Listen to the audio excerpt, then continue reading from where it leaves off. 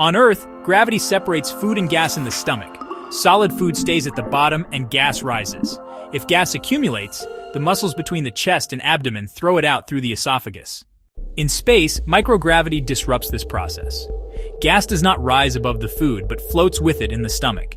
Therefore, when trying to burp, gas comes out along with the food remains, turning the burp into a wet one. In addition, astronauts do not snore in zero gravity. Snoring on Earth occurs due to the sagging of the soft tissues of the throat under the influence of gravity.